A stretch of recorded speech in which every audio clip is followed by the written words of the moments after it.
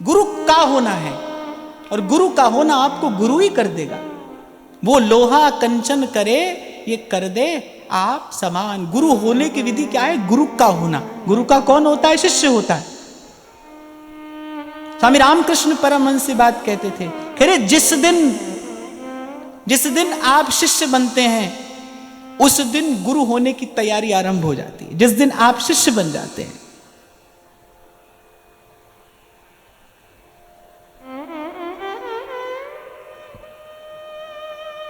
तो यही बात सेवक जी ने प्रथम छंद में कही है कि श्री हरिवंश सुधर्म दृढ़। जो श्री महाप्रभु जी के धर्म में दृढ़ हैं और अरु समुझत निज रीत, और हितजू की रीत समझ गए हैं, यद्यपि वो बिरले हैं। जब श्री महाप्रभु जी निकुंज में पधार गए, श्री स्वामी जी भी चले गए, तो व्यास जी लिखते हैं अपने हृदय की पीड़ा, कहते हैं अब रसिक रसिक सब चल बसे, नीरस रहे कुवंश, बग ठग की संगति भई, परिहरि गए जुहंस। व्यास जी कह रहे भाई अब कहां है रसिक? रसिक रसिक सब चल बसे। तो आप देखो उस समय की ऐसी स्थिति है, तो आज तो भाई बड़ा दुर्लभ है। मैं तो इसीलिए बार बार आपको ये कहता हूं, बार बार कहता हूं, भाई बड़ा धन्यवाद करिए कि कम से कम हमको कुछ क्षण ये चर्चा करने के तो मिल रहे हैं। श्री जी ने वृंदावन धाम में ऐसा सुंदर दिव्य स्थान दे दिया है हमको, लाडली लाल का प्रत्यक्ष सानिध्य है, संत यहां नित्य विराजमान होते हैं, हमको ये अवसर तो मिल गया है भाई। कम से कम हम ये बात तो यहां कह सुन पा रहे हैं। हम भी चक्कर लगाए सारी दुनिया का, और कोई घूमने फिरने नहीं गए थे, कथा सत्संग के लिए ही जाते थे, पर भाई ऐसी बात तो नहीं कह पाए, ऐसा कहना सुनना तो नहीं हो पाया, वहां नहीं हो पाता था। ये तो यही हो रहा है।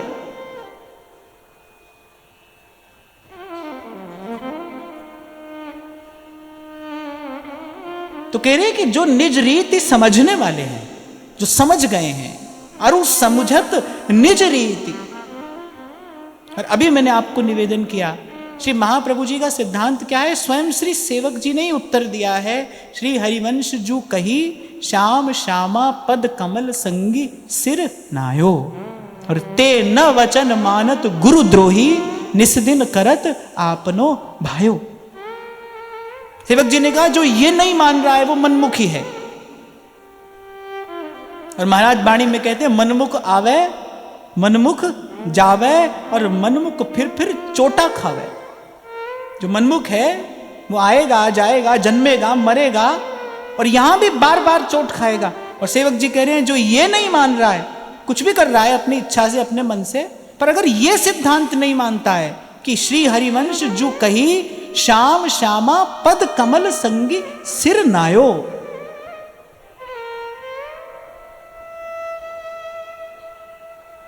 इसीलिए यहां के रसिकों ने कहा सेवक वाणी जो नहीं जाने, तिनकी बात रसिक नहीं माने। है जो सेवक जी के सिद्धांत को नहीं जानता है, उसकी बात रसिकों को सुननी नहीं चाहिए, वो वृथा प्रलाप करता है। और सेवक जी की बात क्या है? सेवक जी की तो एक ही बात है, कह वाणी हरिवंश की, कह हरिवंश ही नाम। यहां से गतिमति इधर उधर ना हो जाए, ना होने पाए। सेवक जी की बात तो यही है। अब अगर हमको अपने जीवन में ये पंक्ति घटानी हो तो हम कैसे घटाएंगे? श्री हरिवंश सुधर्म दृढ़, अरु समझत निज रीत। हमको कौन मिलेगा? हमारे लिए तो भाई सेवक जी हैं, ध्रुवदास जी हैं, जो हितजू के धर्म में दृढ़ हैं और उनकी निज रीति को समझने वाले हैं। अब हमको तो आज और कौन मिलेगा? हमारे लिए तो भाई यही है। कह रहे तिनको हो सेवक सदा, मन क्रम वचन प्रतीत, मन सावाचा कर्मणा एक होकर। उस दिन भी इस बिंदु पर हमने चर्चा की, मनस्य एकम वचस्य एकम कर्मण्य एकम, मन सावाचा कर्मणा एक होकर। अब मैं इनका ही सेवक हूं। सेवक हूं अर्थात इनके चरणों में नत हूं, चरणों में नत हूं अर्थात जो इन्होंने कहा है अब वही मेरा धर्म है। अब इनका मन ही मेरा मन है। सेवक जी का मन क्या है? हरिवंश नाम बिसरे न छिन। सेवक जी के मन की इच्छा क्या है? सेवक वाणी में टटोलो, सेवक जी के मन की इच्छा क्या है? हरिवंश नाम बिसरे न छिन। यही उनकी इच्छा है कि एक क्षण के लिए भी ये नाम मुझे भूल ना जाए। श्री हरिवंश सहाय भल, हरिवंश भरोसे भय निडर, सुनित गरजत हरिवंश बल। सेवक जी का वचन क्या है? सेवक जी के वचन क्या है? सेवक जी के वचनों में टटोलोगे क्या मिलेगा? प्रथम जो सेवहु गुरु के चरण, जिन यह धर्म कयो सब करण, नाम प्रताप बताइयो। गुरु की बलिहारी क्यों ले रहे हैं सेवक जी? कह रहे नाम प्रताप बताइयो। जो हरिवंश को धर्म सिखावे, जो हरिवंश को नाम सुनावे, तन मन प्राण ताकि बलिहारी। जो हरिवंश उपासक सेवे, सदा सेव ताके चरण बिचारी।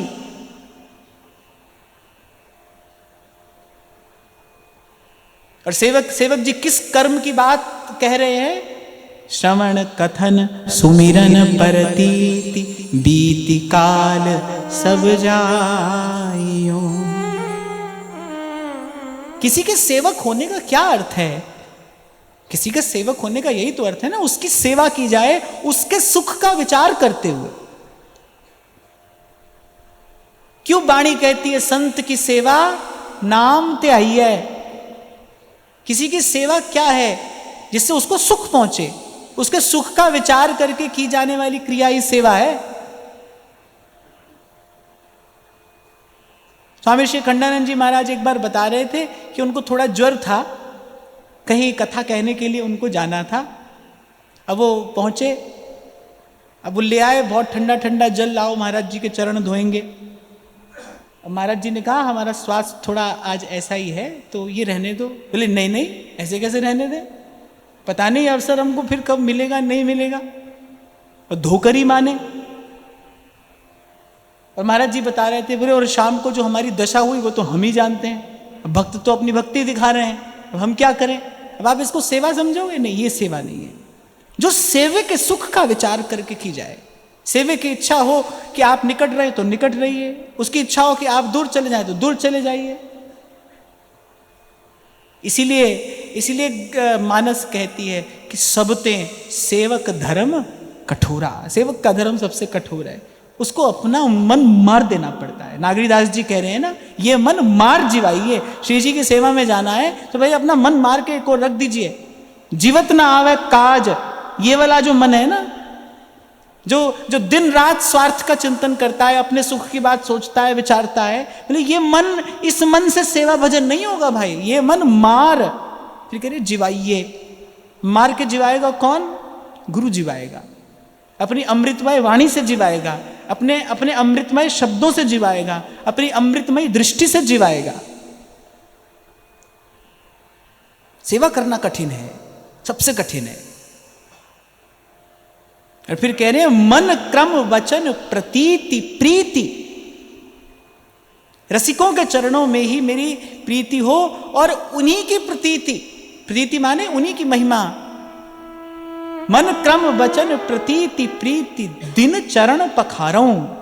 अभी चरण पखारने की हम बात कर रहे थे। गुरु के चरण पखारना माने, चरण किस लिए पखारे जाते हैं? ये जो चरण प्रक्षालन किया जाता है संतों का, गुरुजनों का, किस लिए किया जाता है? नहीं, मैंने उसका उद्देश्य क्या होता है? चरणामृत, चरणामृत, चरणामृत के लिए चरण पखारे जाते हैं ना। पर महापुरुषों ने इसका विचार कुछ और किया है। जब गोस्वामी जी कहते हैं ना, श्री गुरु चरण सरोज रज, निज मन मुकुर सुधार। मन मुकुर, अब ऐसे तो भाई मन में कहीं मुकुर दिखाई नहीं पड़ता है, उपमा दी है, उपमा दी है। इसका अभिधा अर्थ कुछ और है। और लक्षणा की दृष्टि से कुछ और कहा गया है। कभी कभी व्यंजना से कुछ कहा जाता है, कभी कभी लक्षणा से कुछ कहा जाता है, तो कुछ और कहना चाह रहे हैं। गुरु के चरणों की रज, जैसे कई बार होता है ना, संत आगे निकल जाता है, फिर जो उसका पद चिन्ह होता है वहां से रज की चुटकी उठा ली जाती है, ऐसा होता है ना, उसके चरण चिन्ह। तो यहां वस्तुतः चरण चिन्हों की बात की जा रही है कि जिस मार्ग पर संत लोग चल रहे हैं ना, जी मार्ग सब संत गया छे, जी मार्ग सब संत गया छे, वी मार्ग में जास्या मेरो मन लाग्यो हरि जी सू, अब ना रहूंगी मैं अटकी, मेरो मन लाग्यो हरि जी सो, अब ना रहूंगी मैं अटकी। अब सेवक जी की बात सुनो तो वो तो कह रहे हैं दिन चरण पखारो, माने रोज। ऐसा कैसे संभव है? प्रत्यक्ष में तो ऐसा संभव नहीं है। और ये श्री सेवक जी महाराज कह रहे हैं तो उसका कोई तात्पर्य होगा ना, प्रीति दिन चरण पखारो, अर्थात नित्य प्रति उन्हीं के पद चिन्हों का अनुसरण करना है, उन्हीं के चरण धूर की सेवा करनी है, उसका सेवन करना है। चरण धूर तेरी सेवक मांगे, तेरे दर्शन को बलिहारा, चरण धूर तेरी सेवक मांगे, कहो नानक हम यही हवाला, राखो संतन पाछे, राख संतन के पाछे, दीन वचन संतन संग दरस परस कीजे। और हमारे महाप्रभु जी तो प्रिया जी से ये बात कह रहे हैं, साधु संगति करो अनु दिन राती, दिन चरण पखारो, कह रहे नित्य नित्य। मैं तो कहता हूं एक नियम जिसके जीवन में है, उसको फिर किसी और साधन की, किसी और क्रिया की, किसी और संकल्प की आवश्यकता नहीं है। इसका एक नियम है कि भाई सत्संग नित्य करना है।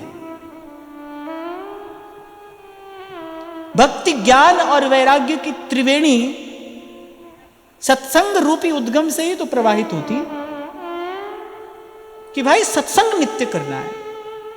और ध्रुवदास जी तो इसको सिद्धांत कहते हैं, कह रहे यही सिद्धांत है, निस्दिन करे, और साथ में सावधान भी करते हैं, यहां में प्रमाद ना करे, इसमें आलस नहीं करना, बड़ा नुकसान हो जाएगा, बड़ी क्षति हो जाएगी, पात्र में छेद हो जाएगा, क्योंकि आप अपना काम कर रहे हो और कोई और भी है जो अपना काम कर रहा है, उसकी दृष्टि भी आप पर है।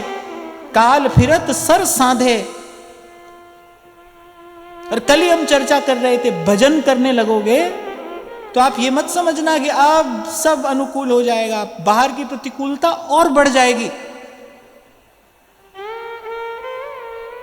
कटु सत्य तो यही है भाई।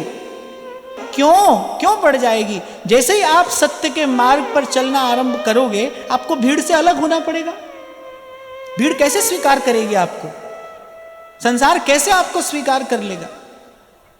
मुझे तो ऐसा लगता है कि कोई भी पहली बार दुकान से जाकर और मदिरा नहीं पीता, सिगरेट नहीं पीता, कोई भी नहीं पीता पहली बार। कोई ना कोई उसके हाथ में पकड़ाता है, कोई ना कोई उसको उस ओर धकेलता है, कोई ना कोई उस ओर प्रेरित करता है। संसार ऐसा ही है भाई, संसार ऐसा ही है। जो जैसे ही आप सत्य के मार्ग पर चलने का विचार करोगे, आप भीड़ से अलग हो गए। अब तो कल जहां से फूल की माला आ रही थी, वहीं से तीर आएगा। आप देख लेना, ऐसा ही होगा। कल जहां से फूल की माला आ रही थी ना, उपहार आ रहा था, प्रेम भरे बोल आ रहे थे, अब वहीं से तीर आएगा। क्यों? क्योंकि स्वार्थ पूर्ति में बाधा उपस्थित हो गई। अब स्वार्थ पूर्ति नहीं हो पा रही है। तभी तो संत कह रहे हैं, जो घर फूके अपना, कोई ऐसे आग लगाने को थोड़ी कह रहे हैं। जो घर फूके अपना चले हमारे साथ। और भक्त के घर को तो भगवान आग लगने देते ही नहीं। कबीर जी के जीवन की घटना है बड़ी सुंदर। कबीर जी के बिल्कुल पड़ोस में एक नर्तकी आकर रहने लगी, वारांगना थी। अब वहां तो भाई दिन रात राग रंग चले, विषयी पुरुषों का वहां पर आना। और कबीर जी की कुटिया कैसी है, वहां तो दिन रात संतों की जमात आ रही है, खोल करताल बज रहा है, कीर्तन हो रहा है, कथा हो रहा है, सत्संग हो रहा है। वहां तो कथा कीर्तन सत्संग की धारा बहे। अब उसको कैसे अच्छा लगे? उस नर्तकी को ये सब सुहाता नहीं था। पाप बहुत अधिक बढ़ा हो तो संत अच्छा नहीं लगेगा, सत्संग अच्छा नहीं लगेगा, अच्छी बात अच्छी नहीं लगेगी। अब उन्होंने आपस में मिलकर एक षड्यंत्र रचा। उन्होंने कहा भाई इसको यहां से हटाना है। कैसे हटाना है? तो वो जो उसके कुछ चाहने वाले थे उन्होंने कहा कि आज शाम को इसकी कुटिया में, इसकी झोपड़ी में आग लगा देंगे। आग लगा दी। अब बड़ी तेज हवा चली।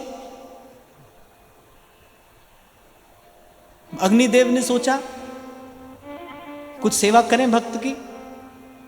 अब वो पहुंच गए जहां से आए थे, वहीं पहुंच गए। अब घर धू धू करके जलने लगा उस नर्तकी का। अब हाय तौबा मच गई, चीखने चिल्लाने लगी, दौड़कर कबीर जी के पास आई। कबीर जी ने कहा कि मेरा इसमें कुछ लेना देना नहीं है। तुम तो पड़ोसी हो, पड़ोसी के साथ कोई ऐसा थोड़ी करता है। कबीर जी ने सब बात भी कह दी। बोले लेकिन इसमें मेरा कोई लेना देना नहीं है। तो उसने कहा ये सब कैसे हुआ? कबीर जी ने कहा तेरे यार ने मेरे घर में आग लगा दी, मेरे यार ने तेरे घर में आग लगा दी। कबीर जी ने कहा बहन हमारा कोई झगड़ा नहीं है, तो यार यार की लड़ाई है। तेरे यार ने मेरे यहां आग लगाई, मेरा भी तो यार है, वो तेरे घर पहुंच गया, तो ये तो यार यार की लड़ाई है। तो चलो खैर, हम तो कुछ और बात कर रहे थे। मैंने क्या कहा है जो घर फूके आपने, यही बात संत कह रहे हैं। जो इसके लिए तैयार हो। तभी कल शायद एक बच्ची ने पूछा था वो प्रश्न मुझसे कि कार्य क्षेत्र में बड़ी प्रतिकूल परिस्थिति आ जाती है कई बार, क्या करें? नहीं भाई, मैं तो कभी नहीं कहूंगा कि समझौता करिए। मैं तो कहूंगा भजन करके अपना आत्मबल बढ़ाइए। आप उस प्रतिकूलता का सामना कर सके ऐसी शक्ति अर्जित करिए। और भजन में ऐसी शक्ति है। अरे भजन करने वाला सारे संसार से लड़ जाता है। करुणाद्र हो गए ना श्री महाप्रभु जी, जब महाप्रभु जी ने सुना कि विठल दास जी के साथ क्या हो रहा है। करुणाद्र हो गए, व्याकुल हो गए महाप्रभु जी। वो जो पत्र महाप्रभु जी ने लिखा है ना, वो व्याकुल होकर लिखा है। अत्यंत सुकोमल वाणी से श्री वृषभानु नंदिनी का सदा अभिनंदन करने वाले महाप्रभु जी कैसे शब्द का प्रयोग कर रहे हैं। जैसे मान लो प्रिया जी से कह रहे हो कान खोलकर सुनो, तिहारे स्थापे गुरु मार्ग विषय, अविश्वास अज्ञानी को होता है, ताते यह मर्याद राखनो। एक प्रकार से आज्ञा दे रहे हैं, ताते यह मर्याद राखनो और विठल दास को अहो सींचनो। व्याकुल हो गए महाप्रभु जी। पर वहां विठल दास जी कैसे हैं? अकेले। उनकी बात समझने वाला कोई नहीं है, क्योंकि उनकी बात को समझने की बुद्धि किसी के पास नहीं है। वहां के जो बड़े बड़े धर्माधिकारी थे वो धर्मशास्त्रों की बात कह रहे, अपनी जगह पर वो ठीक ही होंगे। और ये लोक वेद से विलक्षण कोई रीति है जिसका पालन जिस पर गमन श्री विठल दास जी कर रहे हैं, कैसे कोई उनकी बात समझेगा? तो मैं तो आपको ये कहूंगा भाई, यहां नहीं कोई सुनेगा समझेगा आपकी बात। आप यहां किसी को सुनाना समझाना नहीं। हाँ तो आप चलना, आपको चलते देखकर कोई चल पड़े तो बात दूसरी है, पर आप चलना। यहां भाई समझने समझाने की बात नहीं है। संसार नहीं सुनता, संसार नहीं समझता। इसीलिए ये प्रलोभन लेकर इस मार्ग पर नहीं आना।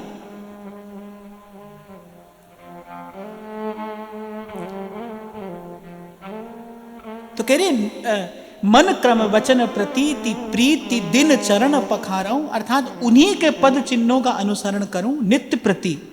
एक भी क्षण के लिए अब मुझे कोई मनमुखा आचरण नहीं करना है। अपने मन से अब कुछ नहीं करना है। मन तो दे दिया गुरु को, अब तो उसका मन है, अब वो जो चाहे सो हो। यही तो विठल दास जी ने किया। द्वारिकाधीश का दर्शन करने जाना कुछ अनुचित थोड़ी था किसी भी दृष्टि से। लोक की दृष्टि से, वेद की दृष्टि से, शास्त्र की दृष्टि से दर्शन करने जाना चाहिए था, जाना ही चाहिए था, पर नहीं गए, नहीं गए। क्यों? क्योंकि वो पहुंच चुके उस प्रेम देश में जहां यहां का कोई नियम सिद्धांत नहीं चलता है, जहां की रीति अलग है। क्यों क्यों मना कर दिया मीरा जी ने प्रणाम करने से देवी जी को? अरे संत तो कह रहे सिया राम मैं सब जग जानी, गोस्वामी जी तो कह रहे करऊं प्रणाम जोरी जुग पानी, दोनों हाथ जोड़कर मैं सबको प्रणाम करता हूं, सब में सीताराम जी हैं। तो मीरा जी को क्या देवी जी में कुछ नहीं दिखाई पड़ रहा होगा? क्या देवी जी का अपमान कर सकती है मीरा जी? ना ना ना। सास ने कहा था माथा टेक, आशीर्वाद मिलेगा, तेरी और तेरे पति की रक्षा होगी, तुम्हारा वैवाहिक जीवन सफल होगा, सुंदर होगा। मीरा ने कहा ये व्यापार नहीं करना है, मुझे किसी से कुछ लेना नहीं है, इसलिए माथा नहीं झुकाऊंगी मैं, इस व्यापार के लिए अपना मस्तक नहीं झुकाऊंगी मैं।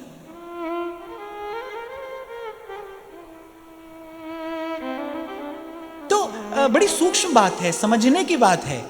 वो भी जो है वो सब ठीक है, पर अब हम क्या करें? जाको है जासो मन मान्यो, सो है ताके हाथ बिकान्यो। अब मन कहीं और लग गया, अब मन कहीं और रम गया। अब यहां दम दम में होते हैं सजदे, सर उठाने की फुर्सत नहीं है, ये तो प्रेम की बात है उधो, बंदगी तेरे बस की नहीं है।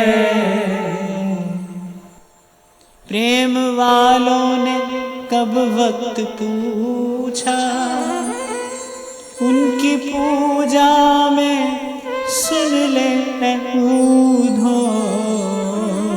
यहां तो पूजा का समय है, विधि है, पूजा में कुछ निषेध है, कुछ विधि है, और वहां तो ऐसा कुछ नहीं है। वहां तो दम दम में होते हैं सजदे। देखो उद्धव ने समझाने का प्रयास किया है गोपियों ने नहीं किया। गोपियों ने कुछ नहीं समझाया उद्धव को। गोपियों ने तो ये कहा कि ये तेरे बस की बात ही नहीं है, ये तो प्रेम की बात है उधो। प्रेमी केवल इतना ही तो चाहता है कि वो न कहे न सुने, वो इतना ही तो चाहता है, पर संसार ऐसा रहने नहीं देता। प्रेमी कुछ नहीं चाहता है भाई, वो तो एकांत में पड़े रहना चाहता है, कुंजन के कोने। पर संसार ऐसा होने नहीं देता। पहले से देख लो, ऋषि लोग तपस्या कर रहे हैं। अब ऋषि तपस्या क्यों कर रहे हैं भाई? भगवान का दर्शन करें। वहां इंद्र को चिंता होती है, कभी आंधी तूफान चलाता है, कभी अप्सराओं को भेजता है, जाने क्या क्या करता है। यहां भी ऐसा ही होता है। आप तो भजन कर रहे हो भाई, प्रभु से मिलना है, जो आसपास वाले हैं उनको चिंता हो रही है, चिंता नहीं, उनको कष्ट भी हो रहा है कि आप ऐसे क्यों कर रहे हो। तो इसलिए अपने मन को पहले इस बात के लिए तैयार करना कि ऐसा ही होगा भाई। यहां कोई शाबाशी देने वाला नहीं है, यहां कोई साथ नहीं चलेगा। यहां तो आप हो और पल पल आपकी संभाल करने वाला वो है, बस। इस बात का भरोसा हो जाए, ये ऊंची बात है कि इस बात का विश्वास हो जाए कि मेरे प्रभु हैं, सदा अंग संग हैं, मेरे रक्षक हैं, मेरे सहाई हैं और सदा हैं। यही तो पूछा था मीरा जी ने अपनी मां से, पति क्या होता है? नन्ही सी मीरा जी, उनको पता नहीं, ये शब्द पहली बार सुना है। किसी की बारात देखी थी, दूल्हे को देखा, ये कौन है? दूल्हा। दूल्हा कौन होता है? पति होता है। पति कौन होता है, क्या करता है? तो मां ने कहा पति रक्षा करता है। अब मीरा जी को सत्संग तो मिला ही था बाल्यकाल से, रक्षा करता है। किससे रक्षा करता है? मां ने कहा सबसे रक्षा करता है। तो मीरा ने कहा क्या मृत्यु से भी रक्षा करता है? अब मां ने कहा धत कैसी बात पूछती है, मृत्यु से कौन रक्षा कर सकता है? तब मीरा ने कहा फिर ऐसे भरने के भरूं जो जन्मे और मर जाए, जो अपनी रक्षा नहीं कर सकता है, काल से, मृत्यु से, अनहोनी से, जो अपनी रक्षा नहीं कर सकता है, वो मेरी रक्षा कैसे करेगा? तो बर बरिए गोपाल जो सदा सर्वकाल सहाई है। यदि मुझे अब संबंध ही बनाना है तो उससे बनाओ जो सदा साथ रहे। जो भी संबंध आप संसार में बनाते हो इसीलिए बनाते हो ना, सदा साथ रहे। हमको तो भाई ये सब कुछ समझ में नहीं आता है, कुछ समझ में नहीं आता है। मुझे तो ये सब का सब व्यापार लगता है, भ्रम, छलावा।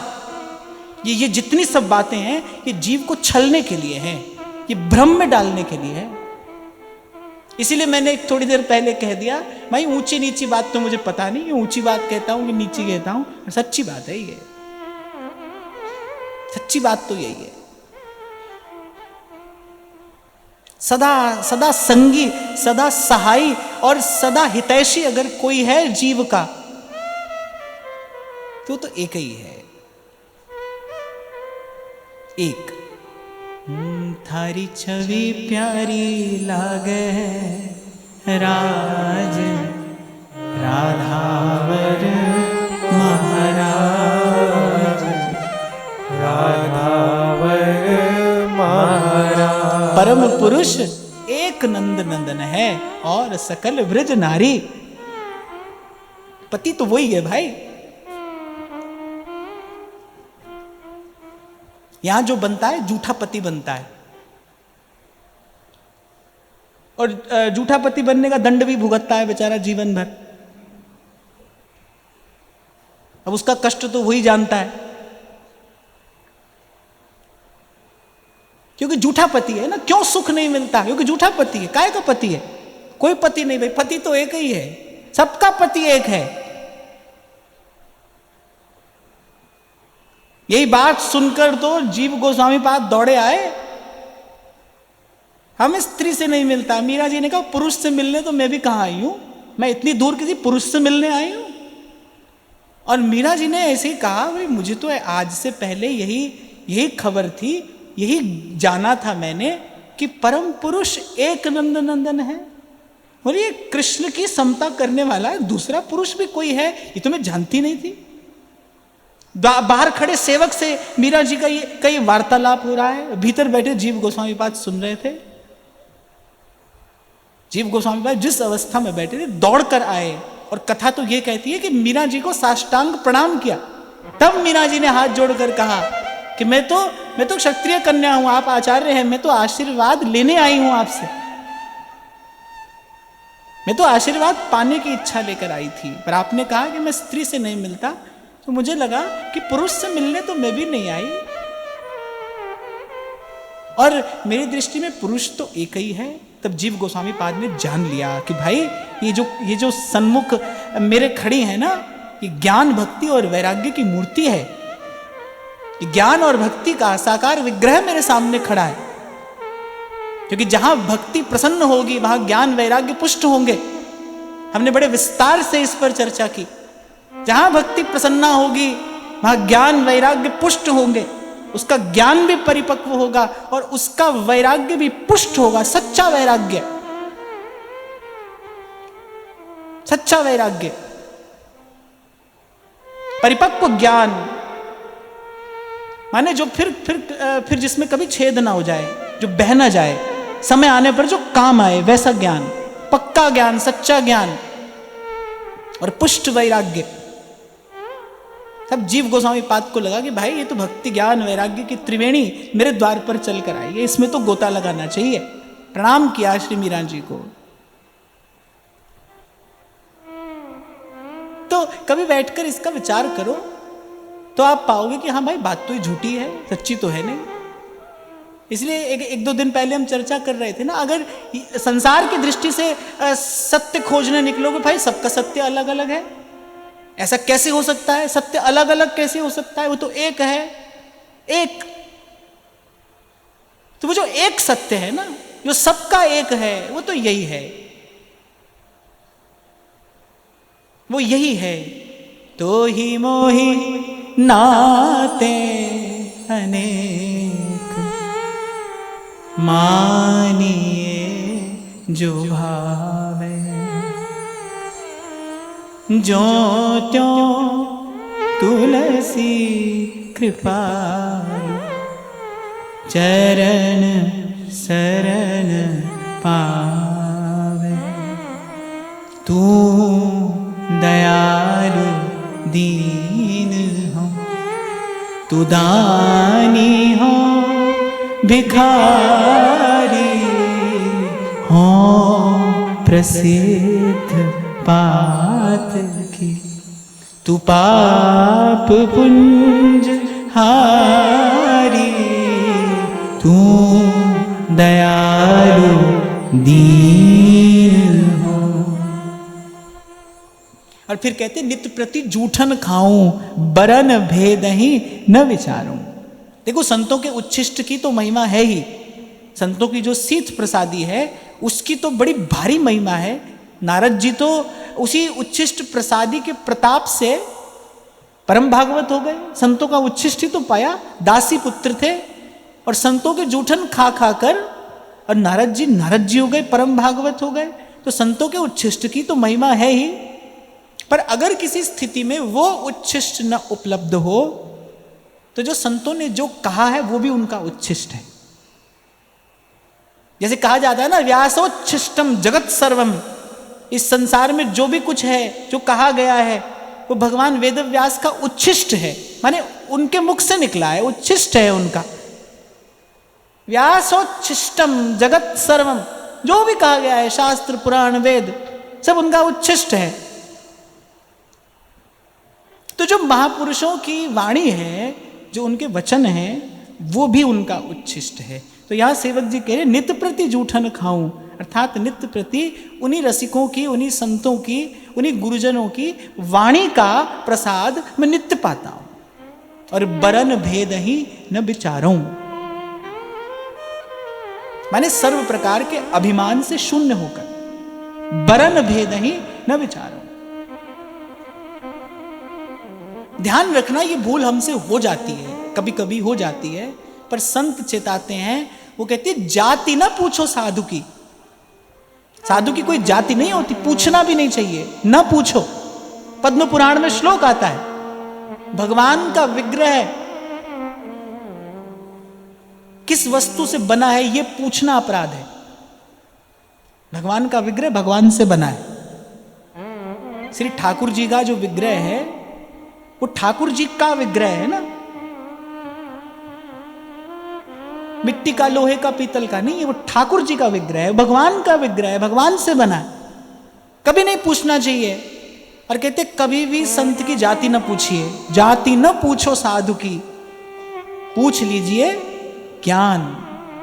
मोल करो तलवार का, पड़ा रहने दो म्यान। अब लो भाई, बाबूजी चले गए जंगल में और मणिमाणिक्य से जड़ी हुई म्यान है, कमर में लटका कर चले गए। अब शेर मिलेगा तो देखेंगे। अब जब तलवार निकाली तो तलवार लकड़ी की भीतर। अब करो, म्यान की आरती उतारोगे वहां पर बैठकर। विपत्ति पड़ेगी तो म्यान क्या करेगी, काम तो तलवार करेगी ना। ऐसे ही जब सिर पर विपदा आएगी तो न जाति काम आती है, न कुल काम आता है, न धन काम आता है, न कुछ और काम आता है। जब जीव के सर पर विपत्ति पड़ती है ना, उस समय भाई संत का, गुरु का शब्द काम आता है। उस समय गुरु का शब्द काम आता है, संत की बात काम आती है। तो कहा जात ना पूछो साधु की, पूछना नहीं चाहिए, ये असभ्यता है। शास्त्र इसकी निंदा करता है, अपराध बताता है इसको। संत की जाति नहीं होती। हरि को भजे, जोर से बोलिए, हरि को भजे हरि का होए। बस संत का एक यही परिचय है कि वो ठाकुर जी का है, वो प्रभु का है, वो भगवान का है, उसका एक ही परिचय है। सेवक जी कह रहे हैं तो कोई कारण होगा। बरन भेद ही न विचारो। और मुझे लगता है ये तो विशेष रूप से शीत प्रसादी के लिए कह रहे हैं। नित्य प्रति जूठन खाऊं, बरन भेद ही न विचारो। हो सकता है उस समय ऐसी कोई स्थिति हो कि संत का उच्छिष्ट भी कोई ये देख कर पा रहा है कि संत कौन सी जाति से है, पर ये बड़ी भूल है। संत संत होता है भाई, संत का एक ही परिचय है कि वो संत है, उसका संबंध प्रभु से है। और फिर सेवक जी कहते हैं, तिनकी संगत रहत जाति कुल मद सब नंसही। ये जो जाति का अभिमान होता है, ऊंचे कुल का अभिमान है, अपने रूप का अभिमान है, बल का अभिमान है, बुद्धि विद्या का जो अभिमान है, ये गंगा जी में नहाने से नहीं जाता है भाई, यज्ञ हवन करने से भी नहीं जाता है, देवता के मंत्र का अनुष्ठान करने से भी नहीं जाता है, बल्कि ऐसा करने से तो और बढ़ता है। ऐसा करने से तो ये और बढ़ता है। जो बड़े बड़े पुण्यात्मा लोग होते हैं, मैंने देखा अगर उनके जीवन में सच्चा संत ना हो, उनके जीवन में कोई सच्चा सदगुरु ना हो, तो उनका वो पुण्य बड़े भारी अहंकार का कारण बन जाता है। वो नीचे स्थान पर बैठना स्वीकार नहीं करते, बड़े भारी अहंकार का कारण बनता है ये किया हुआ पुण्य कर्म। अगर जीवन में गुरु ना हो, तो अगर गुरु बता ना दे कि भाई जो कर रहे हो वो किसी की कृपा से कर रहे हो, किसी की इच्छा से कर रहे हो, किसी की प्रेरणा से कर रहे हो, और जिससे कर रहे हो वो पहले ही उसी का है। सेठ जी को लगता है कि अपनी तिजोरी से निकाल कर दे रहे हैं। पूछो सेठ जी से, लेकर आए थे साथ? लेकर जाओगे? न लाए थे न ले जाओगे, कहां से तुम्हारा हुआ? संत ही तो बताता है, देनहार कोई और है, भेजत जो दिन रहे, लोग भरम हम पे करें, तासों नीचे ने। कोई और दे रहा है भाई। तो अगर जीवन में सत्संग ना हो ना, तो भाई ये तथाकथित जो पुण्य कर्म है, ये भी अहंकार बढ़ाने वाले होते हैं, प्रभु से दूर ले जाकर पटक देते हैं। हो सकता है करा दे स्वर्ग आदि लोक के सुखों की प्राप्ति, लेकिन प्रभु से दूर ले जाते हैं, भगवान से विमुख कर देते हैं। तो कह रहे हैं, तिनकी संगत रहत जाति कुल मद सब नंसही। संतों के संग रहो, इस अभिमान को धोने की एक विधि है कि संतों के संग में बने रहिए।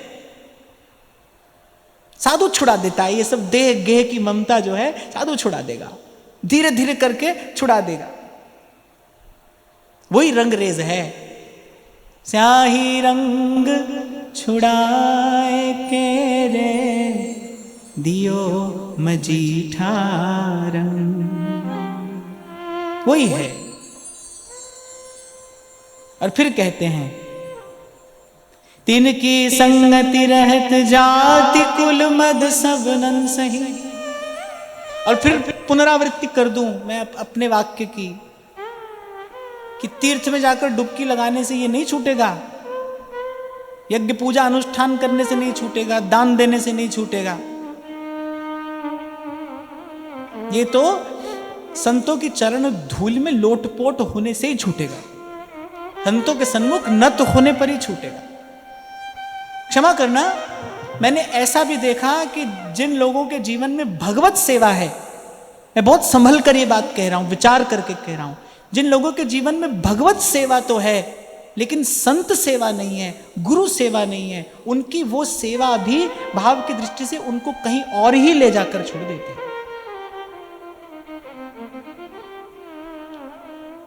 इसीलिए मेरे गोस्वामी जी कहते हैं, अंतर्यामी गर्भगत संत सुंदरी मां, तुलसी पूजे एक के दो पूजे जान। तुलसी पूजे एक के दो पूजे जान। अंतर्यामी गर्भगत संत सुंदरी माही। आज यहीं से तो चर्चा आरंभ की ना हमने, उसका निशान यहां है कौन? संत ही तो है। और फिर कहते हैं, संतत सेवक सदा भजत जे श्री हरिवंश। जो निरंतर भज रहे हैं ना उसको, वही परम तीर्थ हैं, उन्हीं के चरण परम विश्राम हैं। इसलिए इस पूरे प्रकरण में सेवक जी ने पुनः पुनः यही याचना की है, यही प्रार्थना की है कि कि किसी प्रकार से प्रभु अनुकूल हो, कृपा करे और पद सरोज अनपायनी भक्ति सदा सत्संग। आज की वार्ता यही श्री जी के चरणों में निवेदन करते हैं। महाराज श्री के चरणों में प्रणाम। आप सबके हृदय स्थित प्रभु को, भाव प्रभु को नमन।